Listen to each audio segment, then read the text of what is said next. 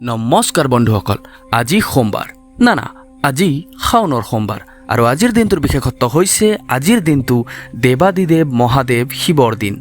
আজিৰ দিনটোত ভক্তসকল মন্দিৰলৈ আহে, পূজা অৰ্চনা কৰে আৰু জয়ধ্বনি দিয়ে জয় ভোলেনাথ।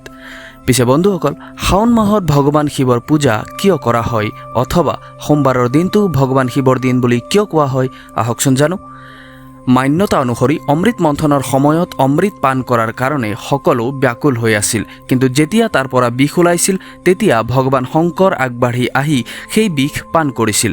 বিষ পান কৰাৰ ফলত ভগৱান শিৱৰ শৰীৰটো ইমানেই উত্তপ্ত হৈ উঠিছিল যে সমস্ত দেৱ দেৱীসকলে অশেষ কষ্ট কৰিও তেওঁক শীতল কৰিব পৰা নাছিল। অৱশেষত শিৱই চন্দ্ৰক মূৰত ধাৰণ কৰিছিল আৰু তেতিয়াহে তেওঁ শীতল হৈছিল। এই সমস্ত ঘটনা শাওন মাহত সংঘটিত হৈছিল, যাৰ কাৰণে শাওনৰ মাহত শিৱলিংগত পানী ঢালি শিৱক পূজা কৰা হয়। সোম অৰ্থাৎ চন্দ্ৰ। মান্যতা অনুসৰি চন্দ্ৰ দেৱতাই ভগৱান শিৱক আৰাধনা কৰি ক্ষয় ৰোগৰ পৰা মুক্তি লাভ কৰিছিল। চন্দ্ৰদেৱৰ উপাস্য দেৱতা হোৱাৰ কাৰণেই ভগৱান শিৱৰ আন এক নাম সোমেশ্বৰ বা সোমদেৱ। সোম বা চন্দ্ৰৰ আৰাধ্য দেৱ হিচাপে সোমবাৰে ভগৱান শিৱৰ আৰাধনা কৰা হয় বুলি কোৱা হয়।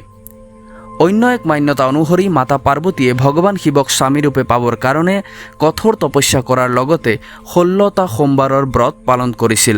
সোমবাৰে কৰা ব্ৰতত সন্তুষ্ট হৈ ভগৱান শিৱই মাতা পাৰ্বতীক বৰদান দিয়া কাৰণেই আজিও সোমবাৰৰ দিনটোতে ভগৱান শিৱৰ আৰাধনা কৰা হয় বুলি জনা যায়।